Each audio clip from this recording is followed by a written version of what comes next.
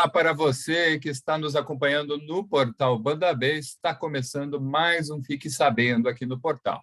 Eu sou Rodrigo Silva e hoje nós vamos falar de gasolina. Recentemente, o presidente Jair Bolsonaro procurou isentar o governo dele do problema do aumento dos combustíveis e diz que sua gestão não tem culpa da alta da gasolina. Mas, afinal, quem que é o vilão desse aumento? A gasolina já é vendida por R$ 7,00 o litro em alguns lugares do Brasil e teve alta de 51% só neste ano, e a tendência é que essa alta não pare por aí. Para tirar dúvidas sobre esse assunto e esclarecer o que será que está acontecendo, eu converso hoje com o economista, professor, palestrante, professor José Pio Martins. Está conectado aqui comigo. Professor Pio, obrigado por aceitar o convite da Banda B. Obrigado, Rodrigo. Eu que agradeço. Meu cumprimento a você, cumprimento a todos. Vamos falar um pouco sobre essa questão da gasolina. A gasolina não pode ser compreendida sem se compreender a matéria-prima básica, que é o petróleo. O petróleo é um recurso da natureza, que é uma commodity. O que é commodity, quando se ouve esse número? Fisicamente, o produto é igual em qualquer lugar do planeta Terra. E essa commodity, chamada petróleo, tem pelo menos 3 combustíveis conhecidos: a gasolina, o óleo diesel, que é usado em caminhões e ônibus, e o óleo combustível, que é usado em indústria. Mas há outros subprodutos também do petróleo, como o polipropileno, cloreto de polivinilha, plástico, né? Pois bem, o primeiro ponto a se entender é o seguinte: quando nós olhamos o preço da gasolina, ele está conectado diretamente ao preço do petróleo. O petróleo no Brasil tem quase um monopólio, já não é propriamente um monopólio, mas a Petrobras, durante muito tempo, foi monopolista. Então, não é um mercado perfeito, no sentido que a lei da oferta e da procura funcione perfeitamente, como é no caso de uma barraca de tomate. Barraca de tomate, se houver mais comprador que vendedor, o preço sobe. Se não houver quem queira comprar tomate, o preço cai. Isso é a lei da oferta e da procura. No caso do petróleo, não.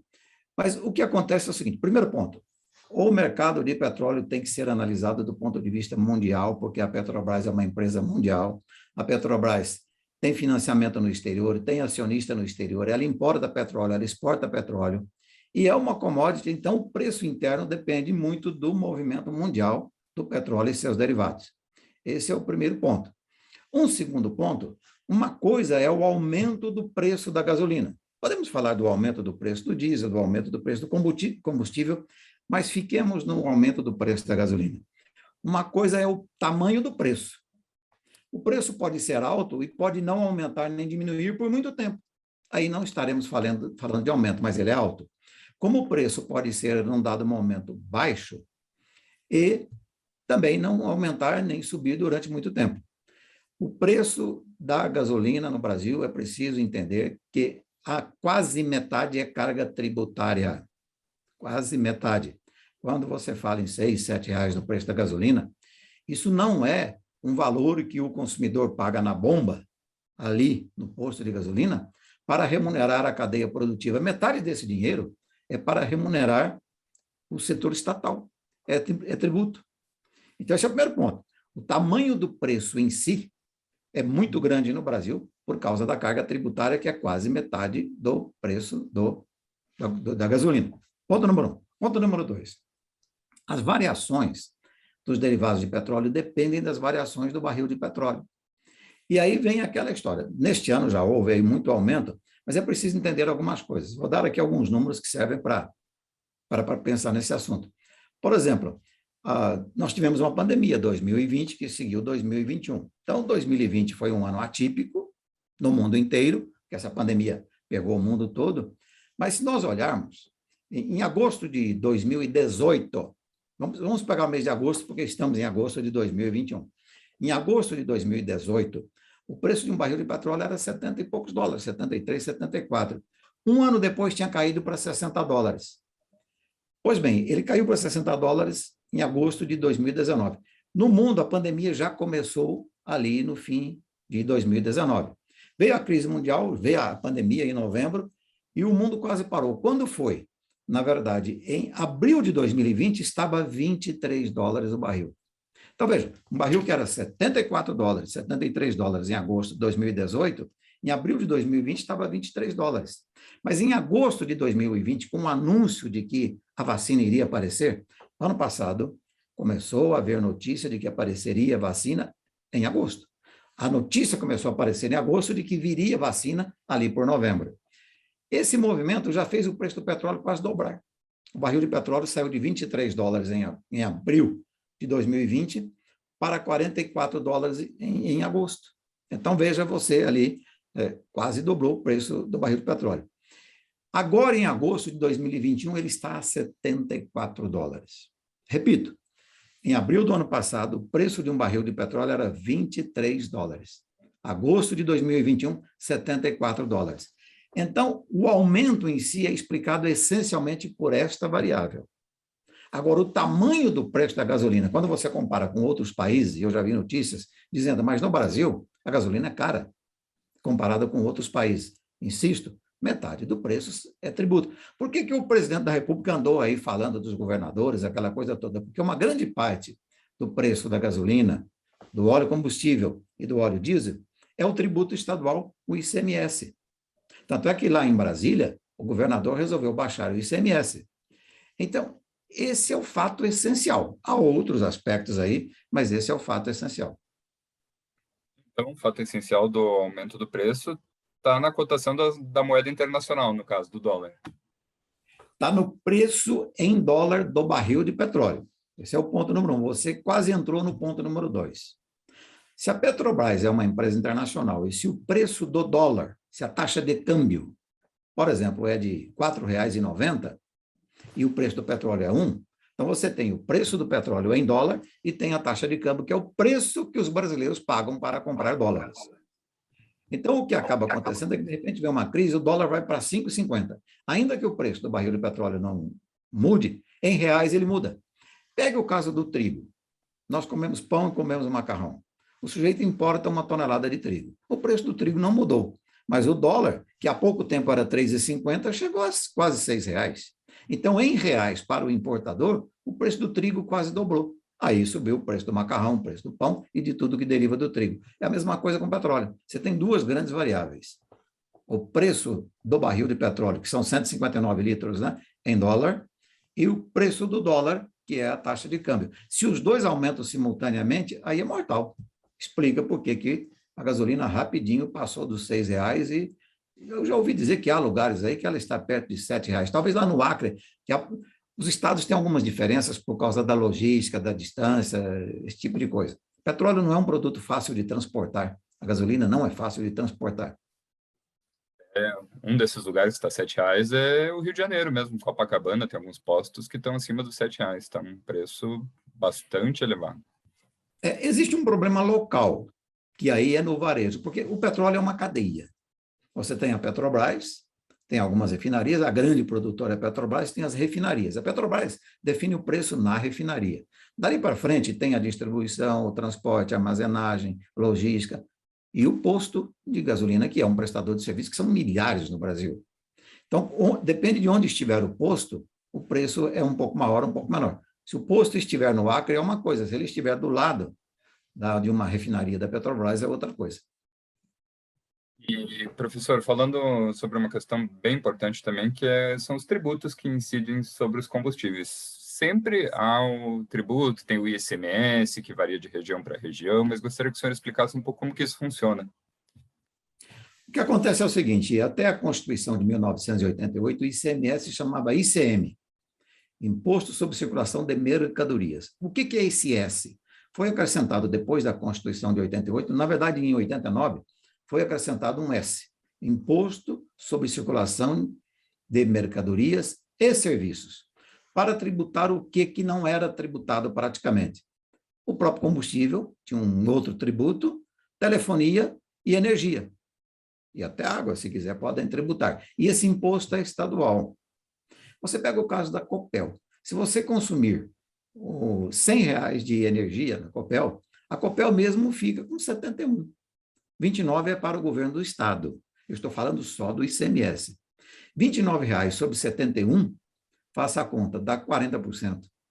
Então, é mais ou menos o que acontece com a gasolina. Mas como há outros tributos, existe a tal da CID, que é a Contribuição para Intervenção no Domínio Econômico, que é um tributo sobre combustível, PIS, COFINS, há vários tributos. Mas para arredondar aqui, para o ouvinte entender, é muito simples. Se você pagar R$ 6,50 por um litro de gasolina, basicamente aqui no Paraná, praticamente metade disso aí são tributos. Tributos estaduais e federais, é claro. E aí, eu brinco, né? A gasolina virou um canal para coletar impostos. Metade daquilo é imposto, metade é para pagar a produção da gasolina, para pagar a cadeia produtiva. Tem uma parte, pelo menos, se eu não me engano, é 32% que é da própria Petrobras, né? Que também foi outra polêmica muito grande no ano passado, o governo querendo Mas a supostamente Petrobras, veja, a cadeia produtiva é muito mais do que a Petrobras. A Petrobras faz um trabalho, mas a Petrobras não é ela que estica a bomba e põe em seu carro. Existe um armazenamento, existe uma distribuição, um transporte, uma logística, e o posto é uma empresa, ali tem empregado, ali paga imposto, ali tem um imóvel, ali é uma empresa como outra qualquer, tem custos de operação. Então, se a Petrobras sozinha reduzir 10% no preço, reduz 28 centavos, 29 centavos, em comparação com os R$ 7 aí. Então, na verdade, é uma coisa muito complexa. Então, nós temos esses dois grandes conjuntos, três grandes conjuntos. O preço do petróleo no mercado internacional, e a Petrobras é uma empresa internacional, precisa entender isso, e ela segue o mercado internacional. O segundo ponto é a estrutura de produção e distribuição, e o terceiro ponto é a carga tributária. Como os impostos, no governo, no Brasil, o governo não gosta muito de imposto indireto. Imposto indireto é aquele que o consumidor não se dá muita conta de que está pagando. Pouca gente pega a fatura da Copel, uma família que consuma R$ 100 de energia, para arredondar a conta. Ela não se pergunta se ela está pagando 71 para a Copel e 29 para o governo do Paraná. Está falando de um tributo, o ICMS. Há outros tributos, outros federais, né? Então, esse é o Brasil. Professor, a gente teve essa questão aqui em Curitiba, no litoral, da redução do número de motoristas de aplicativo já na rua por conta do preço dos combustíveis. A gente tem essa questão do dólar, né? O Brasil importa petróleo, paga em dólar o valor do barril. E a pergunta que não quero calar, vem novos aumentos por aí? Olha, Rodrigo, eu diria o seguinte, eu olhando o mercado, pela experiência que eu tenho de acompanhar preços de commodities internacionais, eu acompanho o preço de umas 10, 12 commodities, não acompanho todas não, porque tem mais de 100. E o petróleo eu acompanho. Petróleo, café, milho, trigo, soja, arroz, açúcar, minério de ferro, são commodities muito importantes, né? O petróleo tem uma característica muito curiosa. Outro dia, um repórter me perguntou, existe uma perspectiva de melhora? Se existe, em quanto tempo?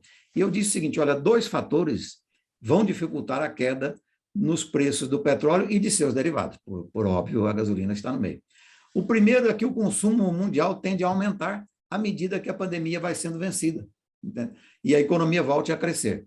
Se a demanda mundial, se o consumo mundial começa a aumentar, é claro que isso dificulta a queda de preços, é a lei de mercado, não há o que fazer. O segundo ponto, as previsões internacionais informam que poderá faltar petróleo no mundo. E aí a menor oferta combinada com maior consumo, na verdade, provoca elevação de preço e não redução. E aí alguém pergunta, mas por que poderá faltar petróleo? Porque é o seguinte, aí vem uma coisa mais complexa que eu vou tentar abreviar. No Brasil, fizemos um grande barulho em cima do pré-sal. Durante muito tempo, o Brasil explorava petróleo a 600 metros do chão. Uma sonda furava 600 metros, 1.000 metros, para retirar petróleo. De repente, vem o pré-sal e tem que perfurar 4.000 metros, por exemplo. Isso é apenas um exemplo. O custo de retirar esse produto é muito maior, porque é muito mais profundo. E tem mais um detalhe. O petróleo de superfície, esse que está mais próximo aqui da nossa superfície, é um petróleo mais leve, menos contaminado com enxofre, e o petróleo que está lá embaixo no pré-sal, 4.000, 5.000, 6.000 metros, há petróleo lá, é um petróleo pesado, contaminado com enxofre, de um custo de produção para retirar muito alto. Chega um momento que não vale nem a pena. Então, combinando tudo isso, há uma perspectiva de que pode faltar petróleo no mundo. Aí alguém diz, espera lá, mas o mundo todo está anunciando as energias alternativas, a energia do sol, a energia dos ventos. né? A biomassa, tudo isso é verdadeiro. Porém, quando? E, porém, como é que o mundo vai se adaptar para substituir todos os combustíveis derivados do petróleo? Isso é muito demorado. E, por fim, o petróleo um dia vai acabar, porque é um recurso da natureza não renovável. Um barril de petróleo, uma vez retirado da natureza, saiu, diminuiu o estoque da natureza em um barril. Não é um recurso natural renovável, ele não se renova. Professor, infelizmente esgotou nosso tempo e eu acho que esse assunto iria longe, até por ser bastante complexa, mas acho que a gente conseguiu resumir um pouco do motivo do aumento. Eu gostaria de te agradecer por essa entrevista. Muito obrigado. Disponha, bom trabalho a todos. Você ficou curioso para assistir a outras entrevistas do projeto Fique Sabendo do portal Banda B, você pode acessar os materiais do projeto no www.bandab.com.br/notícias/categoria/Fique Sabendo. Essa mesma entrevista com o professor Pio estará anexada a um material escrito, que vai sair ainda hoje no portal Banda B. Em cada matéria você tem um vídeo completo da entrevista, e tem mais de um tipo de conteúdo aí para você acompanhar, tem conteúdo sobre economia mesmo, sobre educação, saúde. Tem muita coisa interessante ali no portal Banda B, você pode ficar de olho ali nas atualizações do Fique Sabendo do portal. E é isso mesmo, professor, obrigado pela entrevista e, pessoal, até sexta-feira. Tchau.